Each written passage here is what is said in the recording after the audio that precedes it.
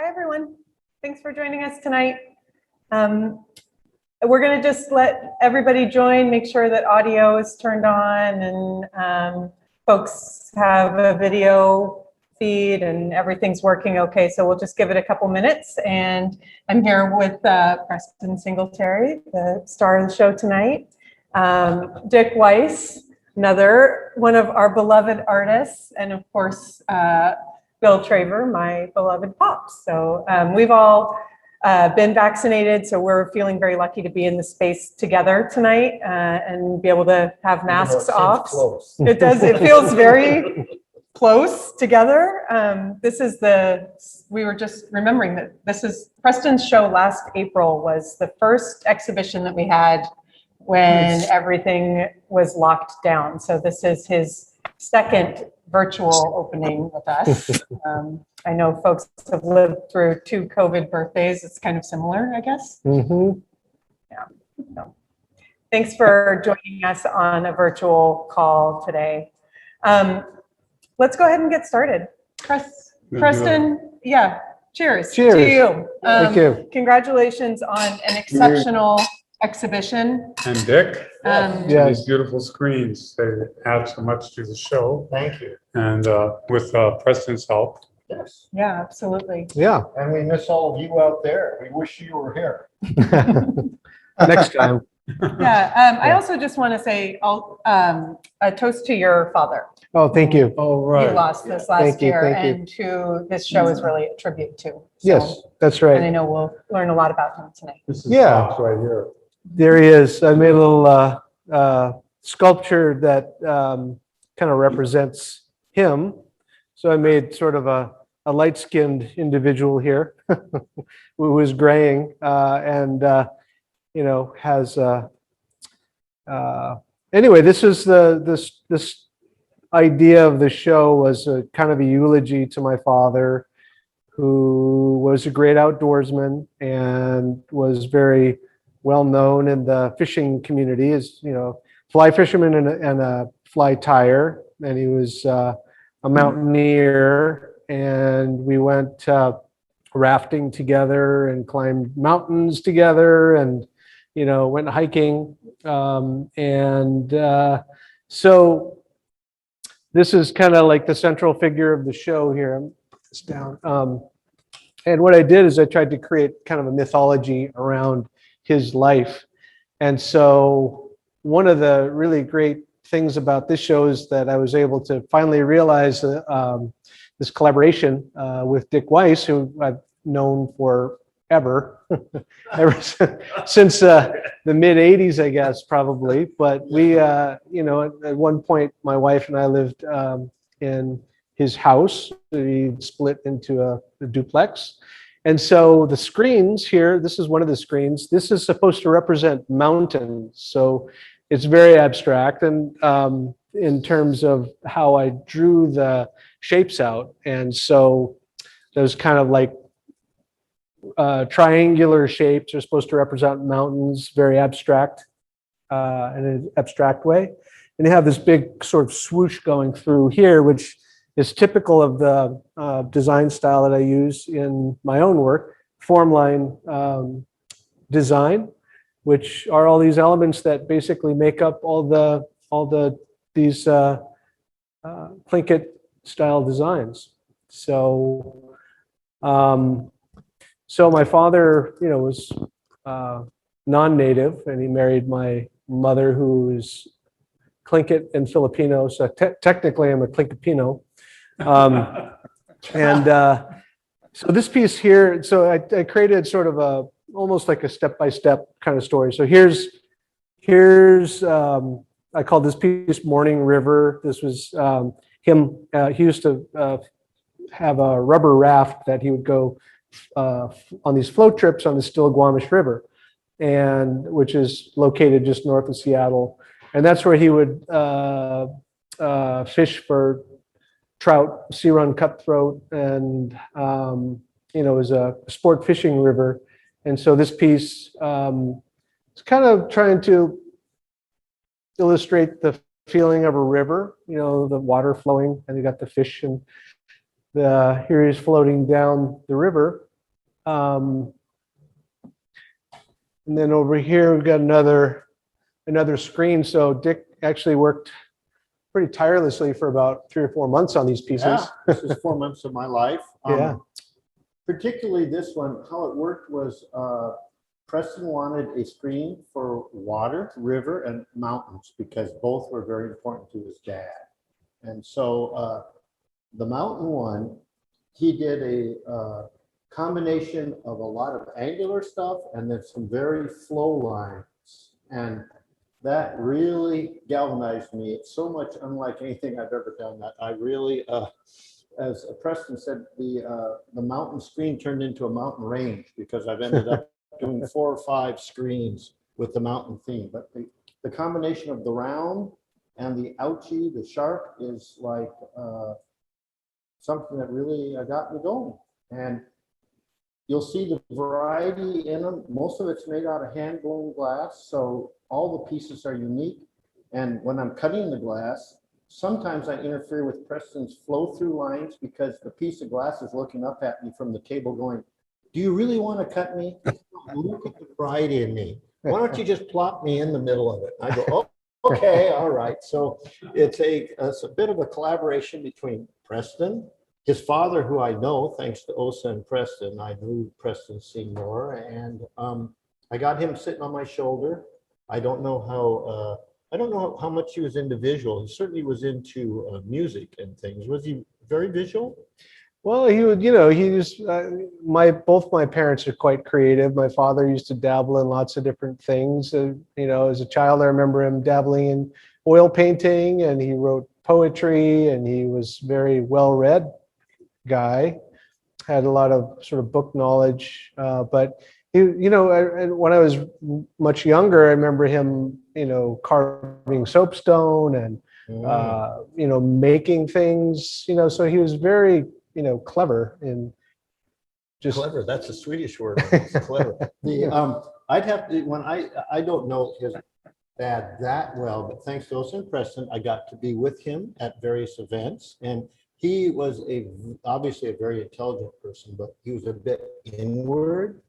If there was a big group, you'd usually find him on the outer edge of the group sitting in a booth. And you could slide in. It was very entertaining to talk to, but he was low key. For me, the axiom of, what is it? Still waters. What is the thing about still waters run deep? That to me sort of exemplified your dad. Didn't always say a lot, but you felt there was an awful lot going on underneath. And so, yes. I just enjoyed meeting him. Preston and Osa both made attempts to make sure the family friends like myself got to know all the parents. So all 4 parents were pretty cool in different ways, and your dad is no exception. And so I got Dad on one side while I worked on these things. Preston on the other side, certainly larger because that man is visual. And I tried to please all parties and the glass. That's right. So, That's right. So yeah, I mean, so continuing on the journey, so to speak, this is a land otter. This was a sculpture that I've been kind of trying to develop for several years, called the land otter on the river. He often talked about being able to spot land otters kind of frolicking about in different, settings when he would be out fishing, watching them slide down the snowy river banks into the water and things like that. And the land otter for the Tlingit culture is very specific. It's one of the kind of the shaman symbols. It's thought of as kind of an animal that could crawl around on the land, but also could swim off into the water and could navigate both realms very fluidly. And so that mastery of those 2 realms was thought of as being very, having a special power. And it comes into the shaman art quite a bit. Some of the other mythologies around land otters is that the Tlingit people would think that, if you were to die through drowning, that the land otters would come and take take the body and convert it and change it, transform it into a land otter. So there's a lot of stories around that kind of transformation. And so that's why I wanted to make one in this exhibition, because it kind of represents a bit of a, spiritual journey that I'm imagining my father went through in his life. So in his own way, in his private way. So here's a salmon piece which of course I had to include one of those in the show because of his love of fish. This screen here I called Stillaguamish, is because it was the river that he loved to fish in. It was Where is the Stillaguamish, Preston? It's located just outside of Arlington. Here in Washington. So you cross the river as you drive up to Pilchuck. It's it's about 45 minutes north of Seattle. And so I was trying to depict a little bit of the idea of flowing water or river. And so that's how we ended up with this kind of color scheme. And again, you can see kind of the form line in there, kind of taking a little bit of presence in the shape of the snout of a fish, the green areas in there. So These are, this next group of work here, these are pretty powerful pieces. yeah, this is this kind of, well, I guess we'll zoom over to this piece here first real quick. This was a piece that I called Love of Nature. I think about my father. It was like his passion was being in the outdoors and being on the river primarily, or fishing. So you've got these figures. You got a kind of a eagle head kind of popping in, and then again the idea of the flowing water, the river, and then this one piece here, jumping around a little bit.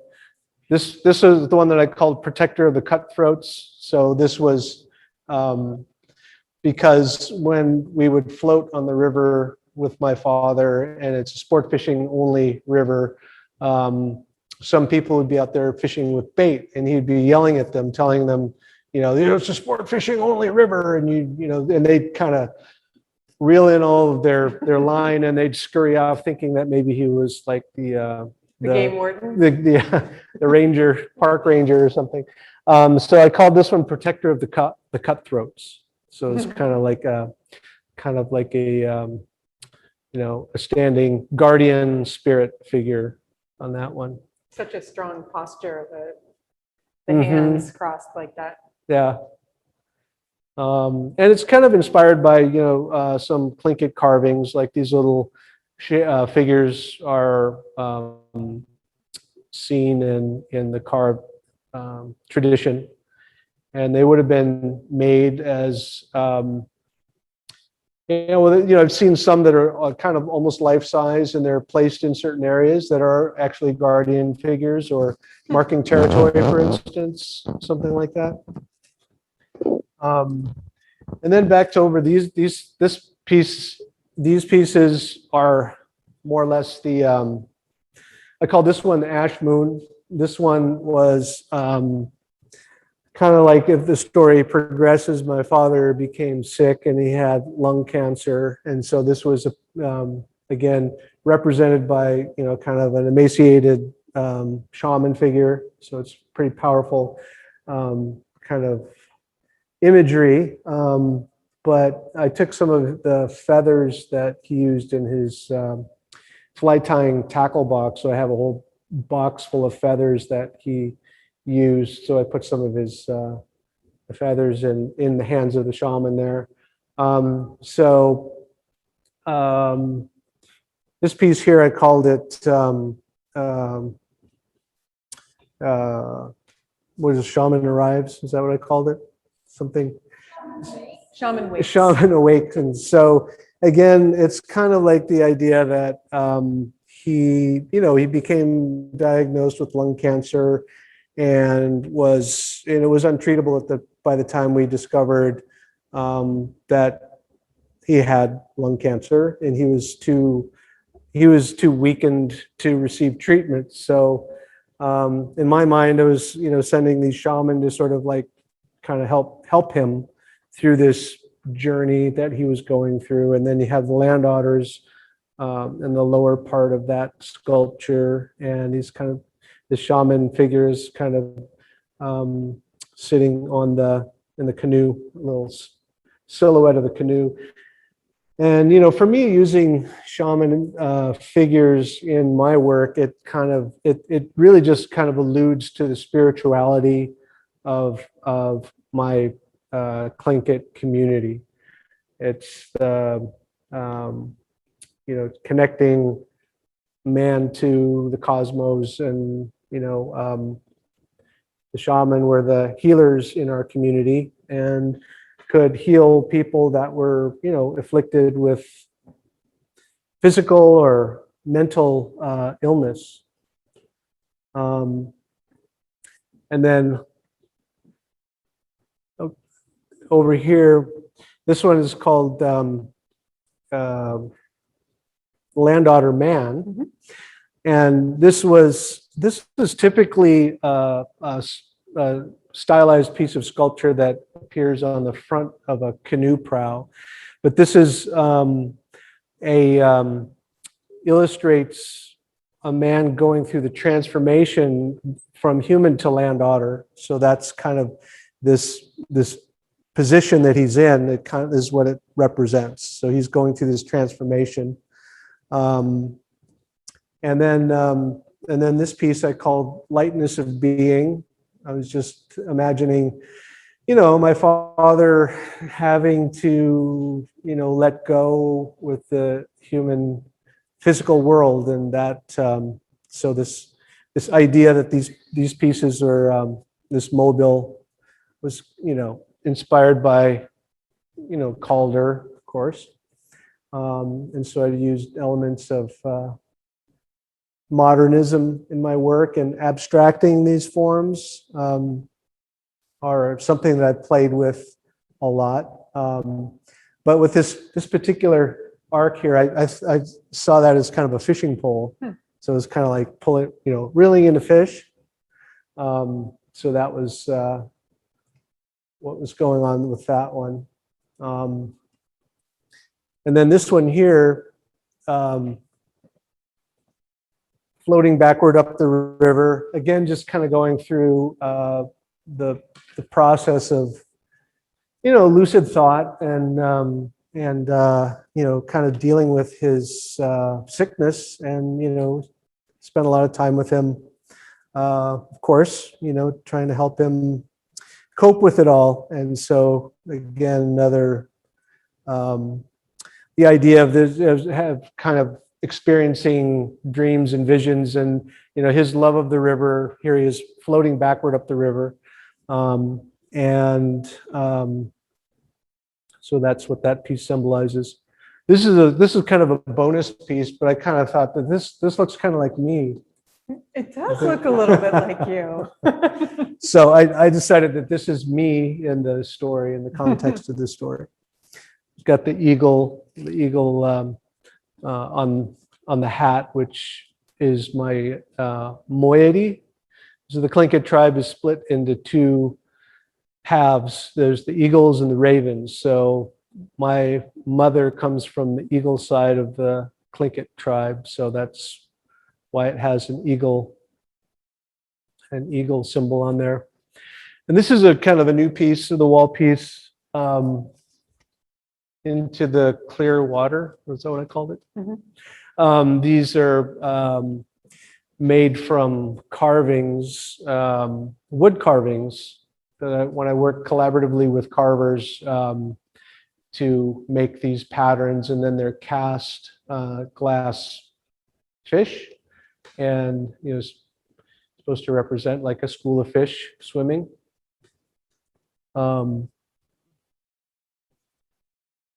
So that's a kind of a new style of sculpture for me, using those multiple forms. Should we take a look at the interior gallery space? Oh yeah, we should. Oh yeah, there's the final piece in this story was lifting up from the river. This was so my sister had a dream shortly before my father passed away, and there was some slender, tall man dressed to go fishing, knocking on the door and says, come on, Preston, it's time to go fishing. And in my sister's dream, that was his father, my grandfather, and they loved fishing together. So you have these two kind of like ghost figures that are floating up out of this canoe and passing on to the next world. Beautiful.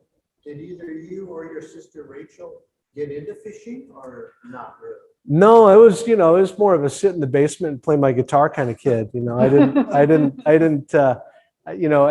go fishing with him very often. One story I remember, when he took me out fishing, we were fishing somewhere. I don't remember which river, but I'd hooked a fish, and he got really, really excited about the fact that I had this fish on. So I was pulling it in, reeling it in, and he put all his pole down, and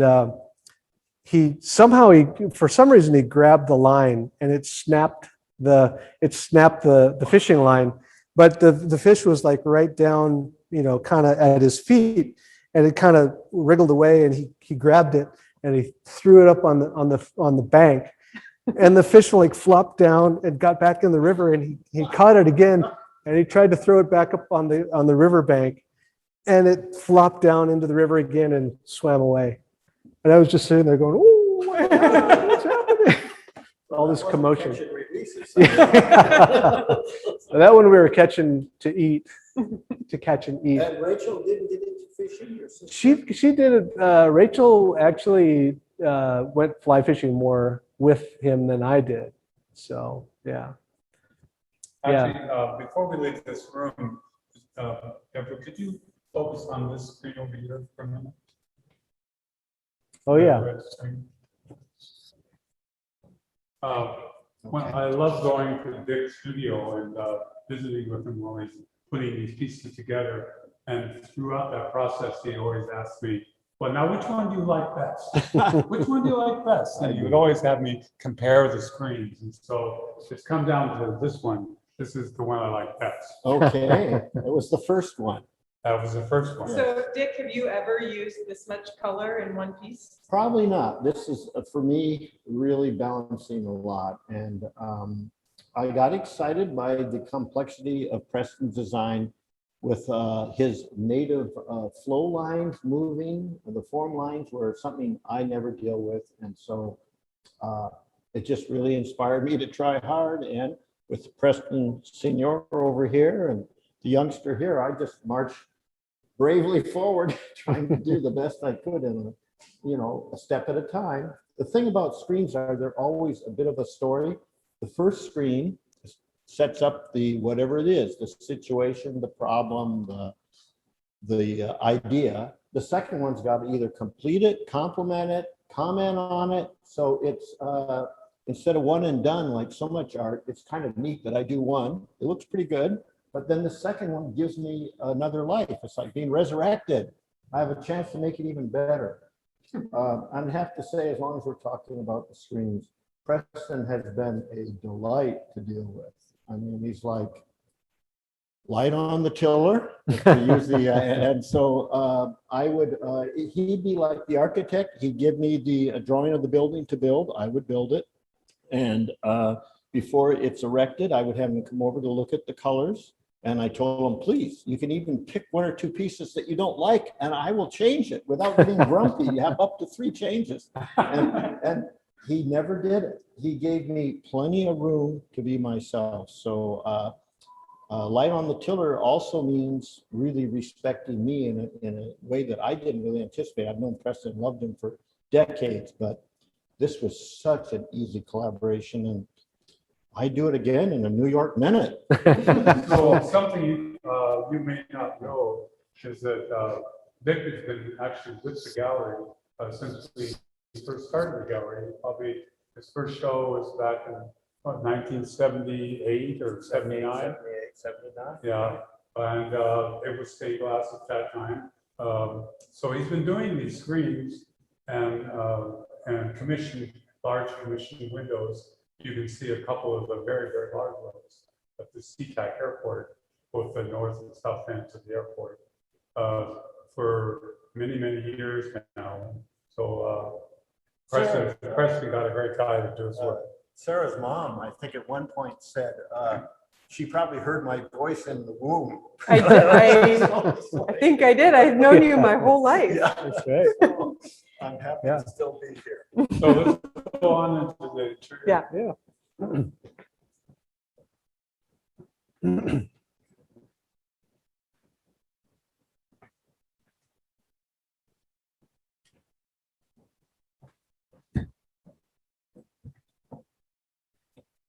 Should we take a look at this paddle piece before we walk inside?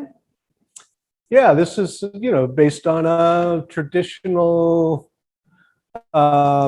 Clinket paddle, canoe paddle, and cast in glass, opaque black glass, and it's been highly polished. So you've got a little contrast from the areas that have been carved out, and then the shiny surface that is left intact. And so it was typical of these paddles to be painted with designs. Sometimes they're just kind of, fancy non-representational designs, or sometimes they might represent a, particular animal, maybe a killer whale or a shark or something. And so I call this piece a great deal of strength. This is, I've worked on this form, done only a few of them, but thought it would be appropriate to put this one in the show. Some of these bigger pieces in here are pieces that I had, in the studio. They are the totem forms here are carved again as a collaboration with wood carver. I'll provide them with some designs of particular composition, and then they'll my friends who are willing will carve these for me in sort of a traditional Tlingit style. This one was carved by David Franklin, and this was with the figurehead for the exhibition that I have that's traveling Raven in the Box of Daylight, and this is actually a represents the raven and the son, the daughter, and the old man who's hoarding these treasures in his clan house, and he stores the sun and the moon and the stars in these boxes. So that was the story. And by tradition, a totem pole typically tells a story. That's the purpose of the pole. And I think that gives it a lot more, sense of I don't know, raison d'etre, a reason to be, and so that gives it a little bit more significance. These baskets, I've had the opportunity to fill up the gallery here a little bit. So these large baskets were something, I make these in all different scales, all different sizes. And so these are some of the largest ones I've ever done. But it was an opportunity to bring it all together. So this is kind of like the Avenue of the Giants here, all these big pieces. With a pretty important centerpiece right in the middle. Right, and so this is the final piece in the most current show. This was the one that I designed for this particular exhibition, and then I called this one Safe Passage. This was these boxes are typically used as storage boxes. Sometimes they can be burial boxes. So what I did is I put all these little toy lights that are inside, which kind of, you can see a little bit of motion in there. And it's like a universe kind of projection inside. And so we've got these two figures in there, and I call those my father and his father, my grandfather. So together in the universe. And so that's the box that contains their spirit. So these are typically carved out of wood, but this is obviously made out of glass, this one. Are these cast? Preston? Yeah, they're kiln formed pieces. They're made, of slabs of glass that are water jet cut and then sort of laminated together. And then once they're laminated and formed, then I'll do the sandblasting, the carving of the designs into the piece after it's been, put together. A couple of these pieces back here. Again, these it's really fun for me to see these big totem pole, these big, well, I guess they're model totem poles, but they're, this is a killer whale design, and we have the eagle on the top, and then the killer whale here. And then we've got the this little face, and here, this can be me, because killer whale is my clan symbol. And then this one was actually carved by David Svensson, who was one of my first mentors. I met at Pilchuck, and he had spent many years working up in Haines, Alaska, carving the Tlingit style. And then this figure here is actually the Thunderbird. So this is the clan that David was adopted into. He had spent so much time working with the Tlingits up in Alaska that they adopted and gave him a name. And so this kind of represents our friendship over the years, David Svensson and I. So we've done lots of different projects together and taught together at Pilchuck, and made the Pilchuck Founders Totem Pole together as a class that we taught. And this is really interesting to see in this light. I don't know, can you see the, yeah. It's got a lot of translucency. These pieces are, polished, highly polished on the back, so it allows a lot of the light to come through. This is the story of Fog Woman, and this came out around the time like we were thinking about water, the purity of the water, and this is a story, a Tlingit story about how Raven married Fog Woman. So he goes up into the cloud world, and he asks her father if for his permission for them to be wed. And so the man from the cloud world says, okay, but always respect my daughter, and take care of her. And so, they were married for some time, and everything was fine and hunky-dory. But then after a while, he kind of forgot about his promise that he had made, and he started to kind of belittle her, and, didn't pay as much attention to her after a while. And then a time of famine came, and they were having a really hard time. There was very little food to eat, and she started to take the cedar bark, and she started to twine it together. And Raven looked at her and again belittled her for wasting her time on this activity. And she said, just be patient. So she wove and wove and wove this little basket, and then she went into the river and she dipped it into the river, and then out of this basket these little salmon kind of jumped out. So it was kind of the origin of the salmon. And so, and at this point, Fog Woman had decided that, she'd had enough of him. She decided to leave. And so as she started to walk away, Raven chased after her, so come back. And she dissipated back into fog and returned to the sky world. So moral of the story? Be kind to your wife. Be respectful of your wife. of women. I just want to make one point because I'm seeing on Deb's camera that the color in the video is pretty different than it is in real life. So we're here looking at this, and this is this really beautiful kind of smoky purple color. And it really, I think the camera is playing some tricks on us where it comes through a little gray or yellowish. So if anybody who's watching is interested to see more photos, either jump on the website or just let us know. Yeah, it's quite different in person. And again, these pieces they change so much in the different light. So if these are in front of a window versus that, lit like we have them here, they completely transform. Yeah, I mean, these pieces are made in the Czech Republic, and I have a good friend of mine, Charlie Perriott, who's also artist in the gallery, and he actually gave me my first glass blowing lesson I ever had. And he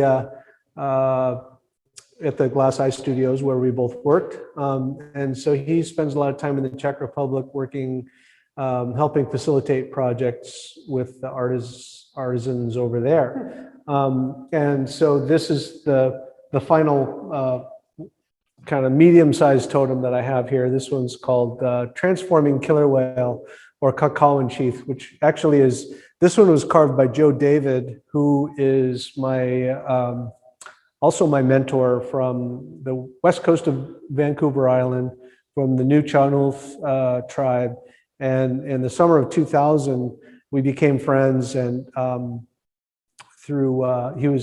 invited him up to be an artist in residence at Pilchuck Glass School.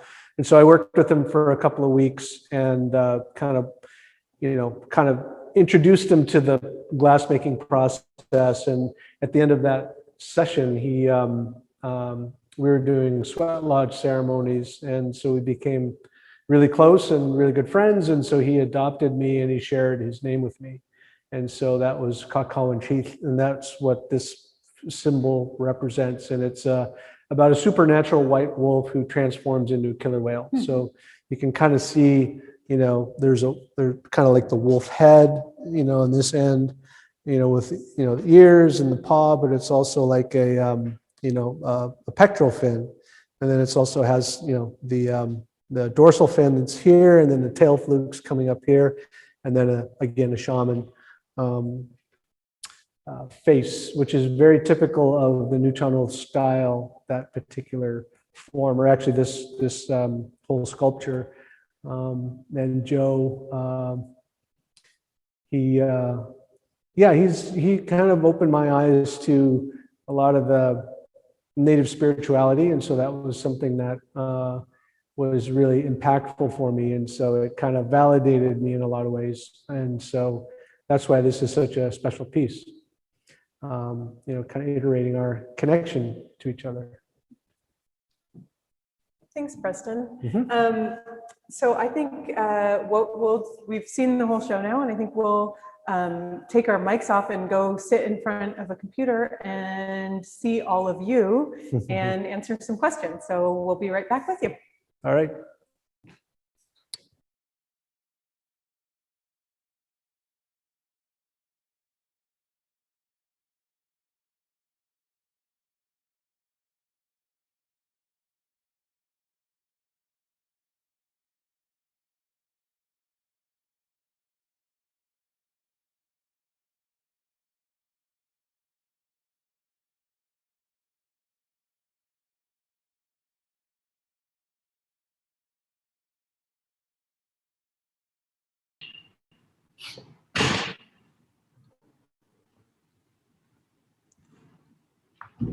Hi, everyone. Let me turn my volume up here.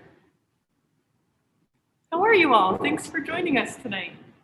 I see a lot of familiar faces. Oh, there's it. There we go. So does anybody have any questions for Preston? Oh, I see Len. Hey, Len. Hey, stranger.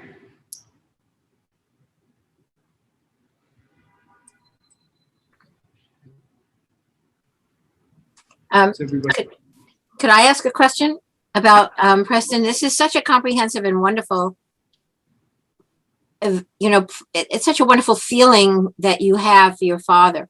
And, it's such a unified series of beautiful pieces. And I'm just wondering how you conceived of this, or how you, in your own mind, put this whole idea together for this exhibition, because it is so thoughtful. Well, my father passed away in November of last year on election night, and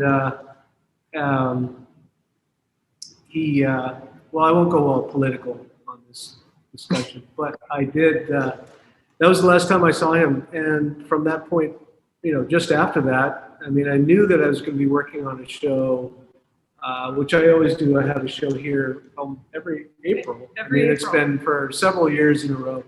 And so I quickly sort of pivoted and decided to dedicate the show to my father, and so it was a way for me to process the whole loss, honestly. And it was the one thing that just sort of, kept me kind of grounded about it, because he was on my mind the entire time. I was trying to think of ways of illustrating, his spirit through all these pieces. And so it's just what kind of made sense to me. And that's what I ended up coming up with. It was just a way of processing the whole experience. It's a rite of passage, not a very nice one. And we all lose our parents at some point, but it's, when they go, it feels like they take a little part of you with them. And so this was my way of really kind of, honoring his memory in some way, without talking about it all the time, but just sort of illustrating it through artwork. Did it come to you in pieces as you did it, or did it sort of shape itself as kind of like an idea? Well, yeah, pieces, yeah. I started to think about, okay, the river, so we haven't really had a final, he was cremated. He wants to have his ashes scattered on the Stillaguamish. And so the river was the first and kind of main theme that I had. And I decided that, if I want to, kind of visit, his spirit, or feel like I'm to be around him, I go to the river. And so if I'm near a river, any river, I can feel like, well, this is where he loved to be, and this is what he did. And so that was my way of being able to connect with him and think about him. Thank you. Mm-hmm. Did you actually create all of this since November? Hi, Carol. Hi, Carol. Most of the pieces where I gave a narrative, not the bigger totem forms. When I was, we were talking about the exhibition, and then Sarah mentioned that there was an opening that, I could take over the whole gallery if I wanted to, if I had enough pieces. And I thought it'd be a really great opportunity to show some of these larger pieces. The totem poles and the bigger baskets, and create kind of an installation. So I took the opportunity to do that, and that was how that came to be.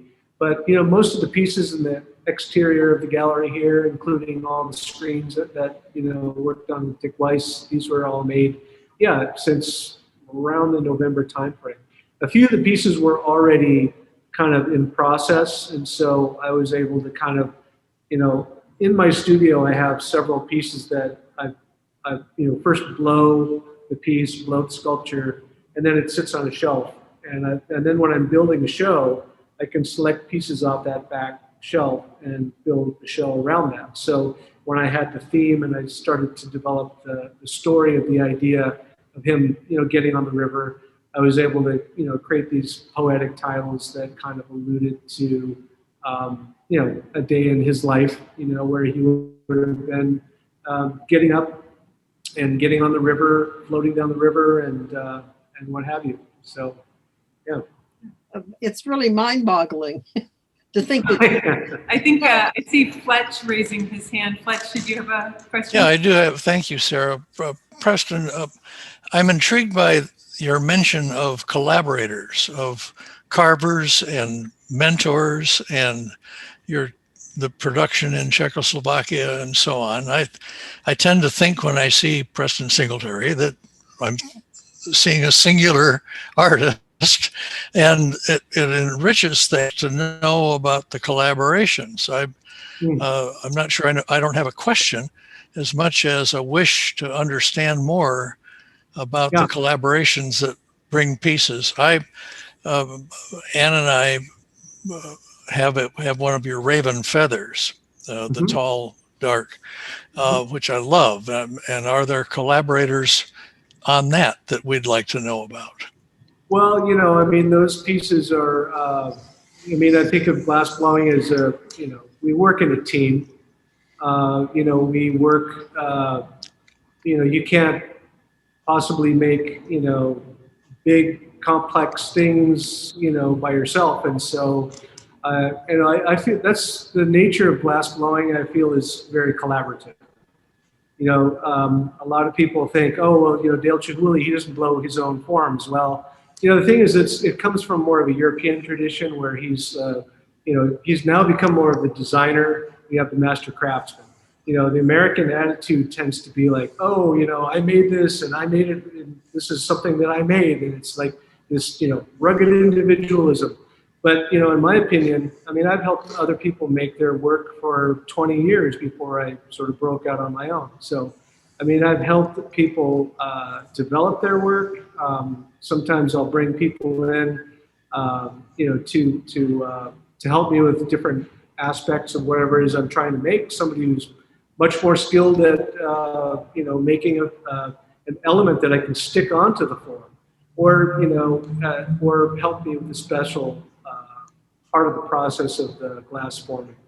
And with the context of the carvings, as I mentioned, I'll draw out the designs and I'll but I don't carve wood, so I turn to other people to do that part of the process. I don't do leaded glass, but Dick Weiss did the leaded glass. So it's just a way of branching out into new materials and trying to expand my capabilities. I've started to work in bronze. I've started to work in steel and glass fabrications for public art. So it just kind of increases my vocabulary.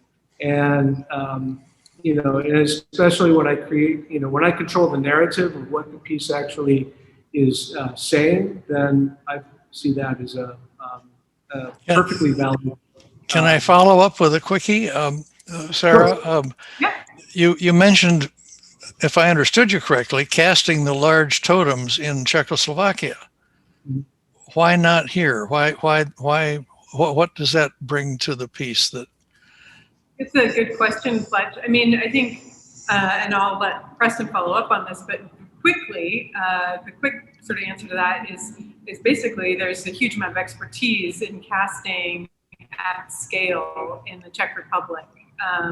And that's right. Yeah, the first project I took to the Czech Republic was 7.5 foot totem pole. It was weighed 2,000 pounds, and we just simply couldn't find anybody that was willing to take the risk in doing it in the States. And the fact is that they're superior at making molds and casting glass, and the lead crystal material that they work with is over there. We don't make lead crystal in the States any longer, and not only, and so it kind of goes back to the whole idea of the Czech crystal, the Czech beads.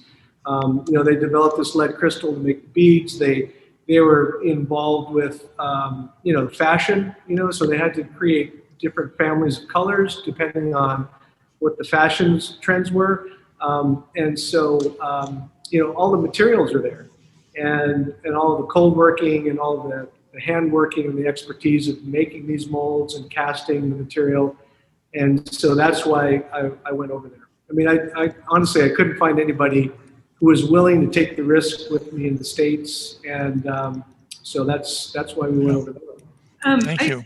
I just want to actually follow up on something that you said, Fletch, because I think it's important, and I felt it really strongly as we were walking through the show tonight. And that is, I think, Preston, your work, you have these narratives that run through your work, and of course, there's the traditional Tlingit narratives and that aspect of it. But one of the things that I heard you talk about tonight was also the narratives of sort of the community that you are working with.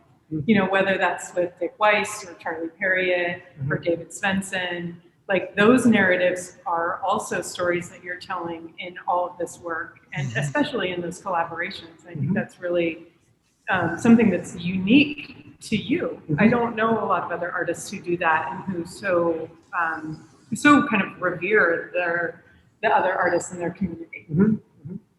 Yeah, no, I mean, yeah, go ahead. How long does it take a 2,000-pound casting to anneal? Oh, I think it was in the kiln for about 5 weeks, and that was, there was a few heartbreaks, So you don't know for 5 weeks whether it worked or not. You don't know for 5 weeks whether it worked or not? That's correct, yeah. I mean, you open up the kiln and see if it survived the cooling process, and then, if it didn't, then you have to make a whole new wax, and you have to make a whole new casting, and months later, it's just a month-long, couple-month process. And not only that, once it comes out of the kiln, then it has to be, kind of slightly touched up and ground back. Like there might be little areas where the glass, seeps into the little cracks of the plaster or something, and then you have to cold work it and finish it and grind it so it all stands up, correctly. Yeah. So, it's a labor of love. Len, go ahead. I've got a question to follow on that collaboration. As it turns out, a friend of mine was in Santa Fe last week and sent me back pictures of your work with Jody Naranjo. And, Yeah. And of course, Sure. I have got one of your pieces with Joe David, Amber Heat. And I've often wondered, because I've seen a lot of your collaborations, and they're always wonderful combinations. But I don't know if there's enough time to get into this, but what, over the years, you've done a lot of collaborations with a lot of people. What tells you at the beginning that, hey, this might work? In other words, not the individual piece, but that working with this artist is going to go someplace. Can you tell now more of that right off the bat than you could 20 years ago or 10 years ago?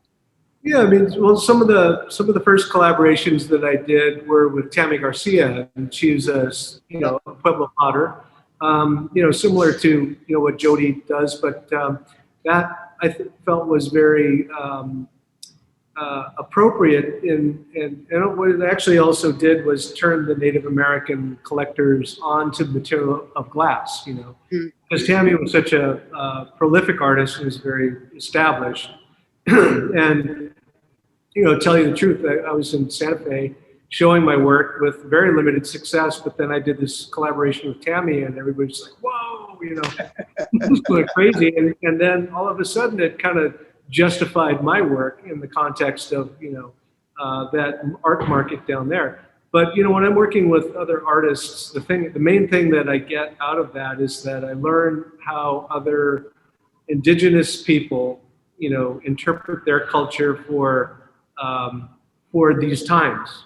A lot of the stuff, we consider it, sacred art. We consider it, something significant to our community, to our culture. And so we have to ask ourselves sometimes, is this appropriate to put out on the commercial market?